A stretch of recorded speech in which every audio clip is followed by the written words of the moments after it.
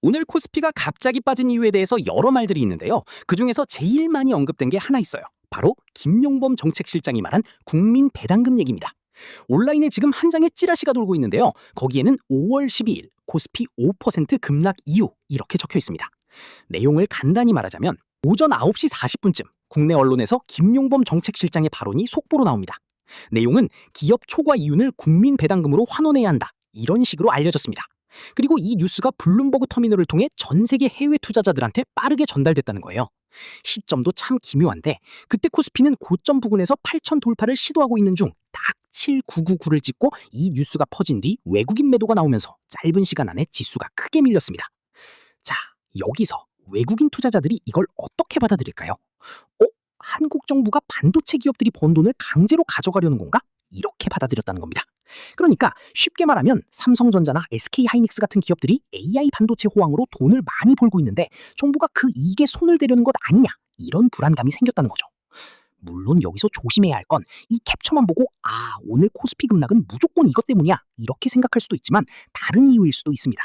그런데도 이 얘기가 크게 번진 이유는 단어가 너무 자극적이죠. 기업 초과 이윤, 국민 배당금, 전국민 환원. 외국인 투자자 입장에서는 충분히 긴장할 수밖에 없습니다. 또한 김용범 실장이 실제로 페이스북에 작성한 글도 화제가 됐는데 원문 제목은 차원이 다른 나라, AI 시대 한국의 장기 전략. 제목부터 좀 거창하죠? 근데 내용을 보면 그냥 단순한 글은 아닙니다. 큰 흐름은 지금 한국 경제를 그냥 반도체 경기가 좋아졌다 정도로 보면 안 된다는 겁니다. AI 시대가 오면 데이터 센터가 있어야 하고 전기가 엄청나게 필요하고 전력망도 필요하고 등등 다 연결되어 있는데 여기서 한국이 좋은 위치에 있다는 건데 미국은 AI 모델을 잘 만들고 대만은 파운드리가 강하고 일본은 소재와 장비가 강하죠. 그런데 한국은 뭐가 있냐? 메모리 반도체도 있고 배터리도 있고 디스플레이도 있고 전력 장비도 있습니다. 그러니까 AI 시대가 커질수록 한국이 단순 수출 국가가 아니라 AI 인프라를 공급하는 핵심 국가가 될 수 있다는 거죠. 여기까지는 사실 굉장히 긍정적인 얘기입니다. 그런데 그 말을 하면서 AI 호황이 오면 돈을 버는 사람은 엄청 벌 수 있지만 일반 국민들의 삶은 별로 달라지지 않을 수 있다는 겁니다. 그러면 격차가 더 커지겠죠. 그래서 나온 말이 바로 국민 배당금입니다. AI 반도체 호황 때문에 기업 이익이 커지고 국가에 초과 세수가 많이 들어온다면 그 돈을 그냥 아무 원칙 없이 쓰지 말고 미리 사회적 원칙을 세우자는 거예요. 청년 창업에 쓸지, 농어촌 기본소득에 쓸지, 예술인 지원에 쓸지, 노령연금을 강화할지 이런 걸 사회적으로 논의하자는 겁니다. 그리고 이런 말도 있습니다. 초과 세수가 생기지 않는다면 국민 배당금은 허황된 이야기다.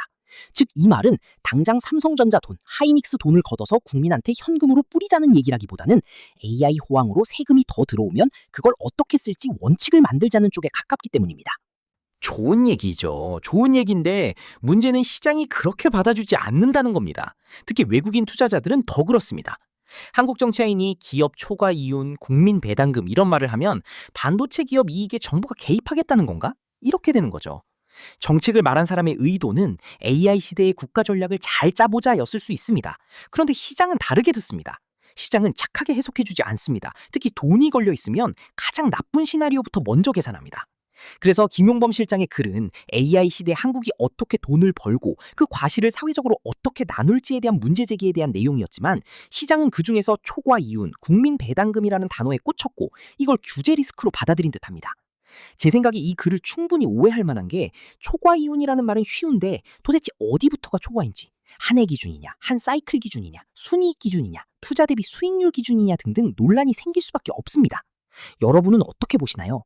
AI 시대에 생기는 거대한 이익, 기업이 가져가는 게 맞을까요? 아니면 국민도 함께 나눠야 할까요? 영상 봐주셔서 감사합니다. 오늘 글이 마음에 드셨다면 구독과 좋아요 부탁드립니다.